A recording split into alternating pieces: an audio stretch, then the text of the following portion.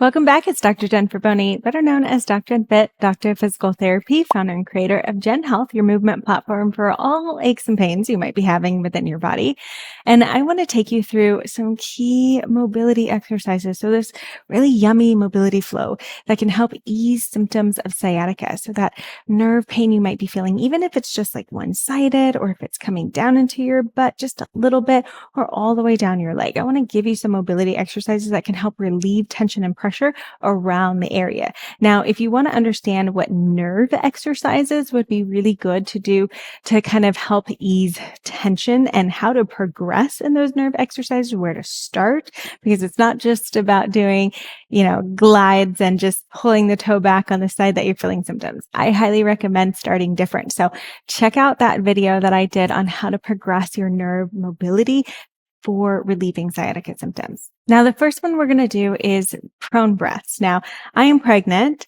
They're based on how we're going to prop ourselves up on our elbows. I still have enough room to feel like I'm not putting too much tension and pressure on my belly. But if you are a little bit bigger or progressed a little bit more within your pregnancy journey, or just don't feel comfortable laying all the way on the floor, you can take a elevated surface, so a couch, a bench, a ottoman like this, and you're going to lean on it. So I'm going to have my hands just kind of out so that I feel comfortable.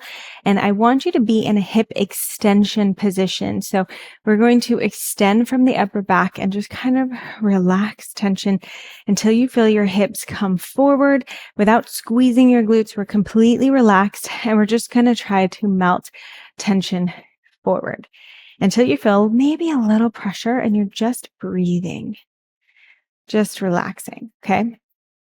So that is the intention that we're going to do on our elbows. Now, if you feel comfortable getting down on the floor, you're going to come and I want you to just kind of rock your hips, relax pressure around those hips, around your legs, and then relax pressure into that upper back.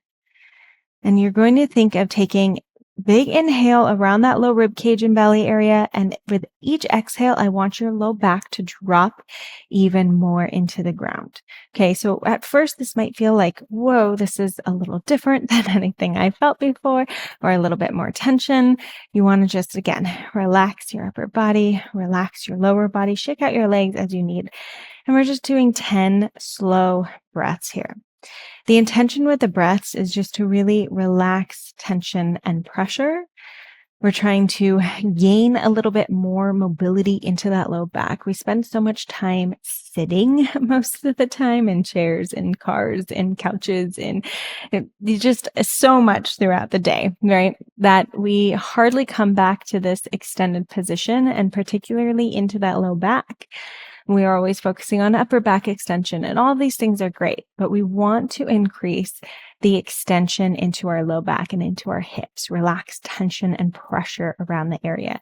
So again, just shake out your body anytime you start to feel like you're tensing up and just breathing. If this is too intense for you, you can start by having your arms down flat and just laying on your tummy and starting by breathing there. Or maybe you even have a pillow underneath your hips. If again, just laying on your stomach is too much tension and pressure. So there's always ways to modify based on what you're feeling and needing within your body.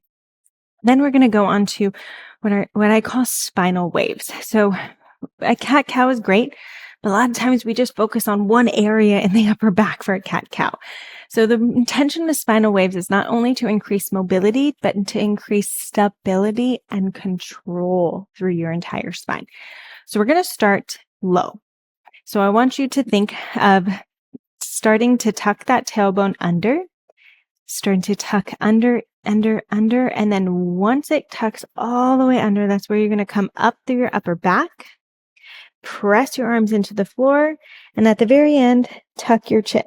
So we're going slow, okay? And then we'll untuck from the pelvis, so almost unclench your glutes, start to lower that tailbone, or lift that tailbone up to the ceiling, I should say. You're still rounded in your upper back, so really stretching into that belly area, and then allow that low back or that upper back to come down between the shoulder blades.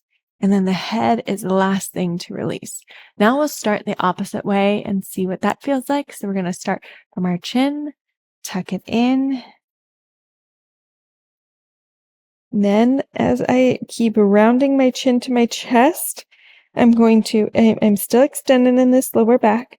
I'm going to start to press into the ground and then round in between my shoulder blades. And then as I round, I'm going to start to untuck that tailbone and see how slow I'm going here. Okay.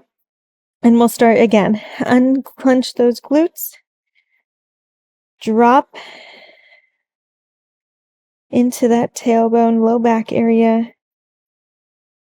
Relax that belly. Let that back really low to the ground, and then start to relax between the shoulder blades. And then the neck is the last thing to come up and extend.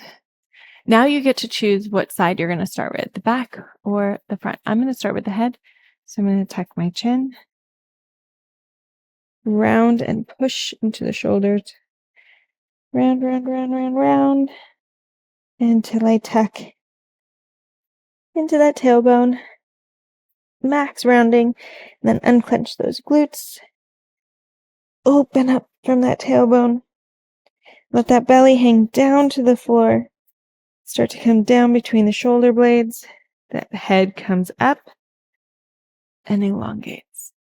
Okay, and that was just 3 spinal waves. Like, seeing what more can feel like can really start to increase that stability and mobility. And you're only going within the range that you have available or feel comfortable with. You want to make sure that you don't have any pain.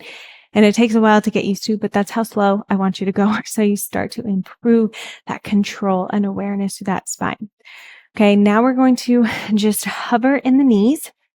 So I'm going to come to this on all fours, quadruped position.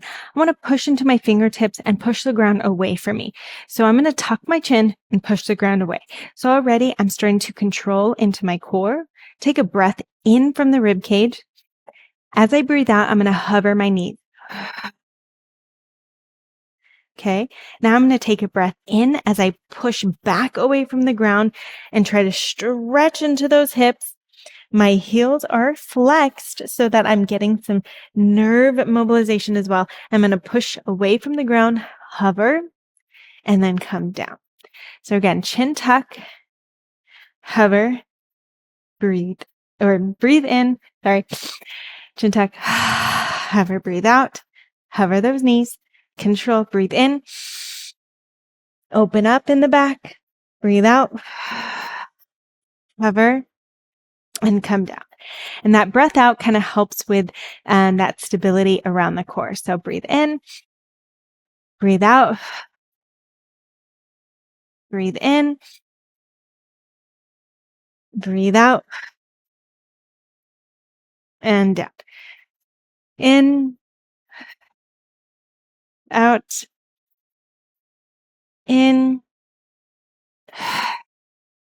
out, and last one.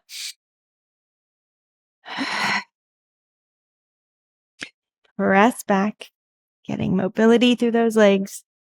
Breathe out. And down.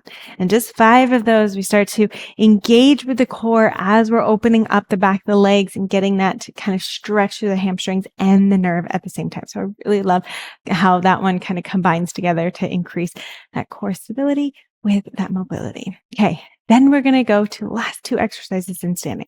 We're going to end by relaxing tension around the hamstring and into that nerve a little bit and getting those hips to kind of move with it. So getting a different kind of mobility with that nerve mobilization. Now I'm going to use a small stool. So having like a step or a stair or a curb or something that you can, or a yoga block stacked up, something that you can kind of place your foot on makes it a little easier than just trying to do it with your foot on the floor.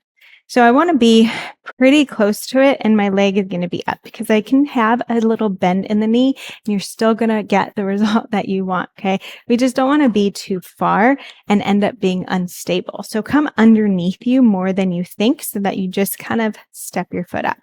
Now we're going to rock the hips back. I want a slight bend in the stabilizing bottom leg. Now we're going to relax your toe. So I'm going to go back.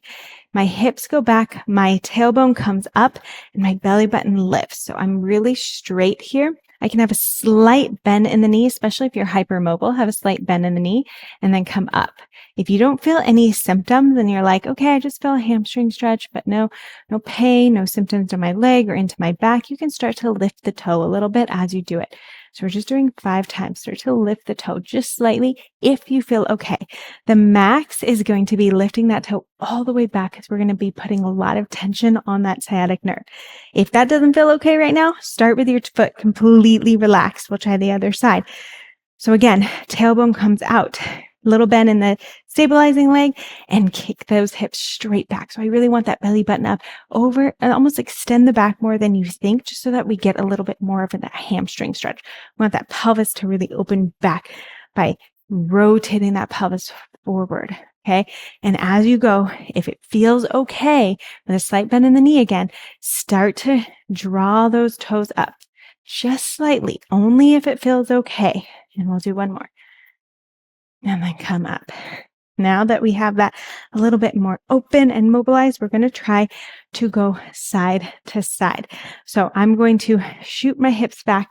I'm going to reach one side of my foot, and then I'm going to open the hips and reach the other side. So I'm still thinking of anteriorly tilting and rotating, keep that spine straight, but I'm going to rock. So I'm going to bring my hip back.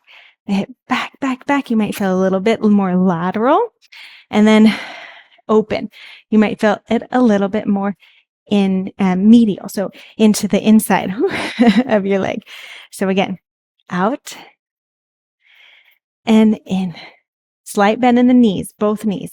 If you feel like, again, you can start to pull that toe back a little bit more, increase that nerve tension, or you want it relaxed. You can have that foot relaxed. So it's up to you what you're feeling within your body. The goal, we'll do 5 to each side. The goal is just that you're not increasing symptoms. You're just tapping into tensioning around the leg. Okay. And even possibly down to the foot. So again, hip pulls back, slight bend in the knees, and then open those hips. So it's opening and closing kind of, because I'm going to pull this hip back. So it's the outside of the leg, inside of the leg, outside of the leg, inside of the leg. Okay. And we're really alternating, getting some hip mobility at the same time as you're getting hamstring and nerve mobility here. So this is something that you can come back to. I mean, this is an easy one, right? To do throughout your day, kind of mix up what's happening. Maybe you're standing a lot, you're sitting a lot. So this is a great one to just be able to find a step, a curb, a stair, and see what it feels like to rock in those hips and relieve some of that tension and pressure in the back. Now, if you want more of a plan to follow, that's just 5 to 15 minutes a day, doesn't take very long, includes more than just mobility. What you can do stability-wise, where you need to open up other places of mobility, maybe the upper back, more directed into the hips, maybe around the muscles of the hips. So there's so much more we have within our low back plan, and it has 3 phases for you to continue to progress into more strength-based exercises. So I'd highly recommend checking that out. You can try a week completely free, and we'll give you a little discount just to get started. Don't forget, if you love what you're learning, I have so much more in stock for you. So hit that subscribe button, check out the other videos I've done in the past, and leave any comments of any suggestions that you have for videos in the future. And I can't wait to help you feel incredible and amazing within your body.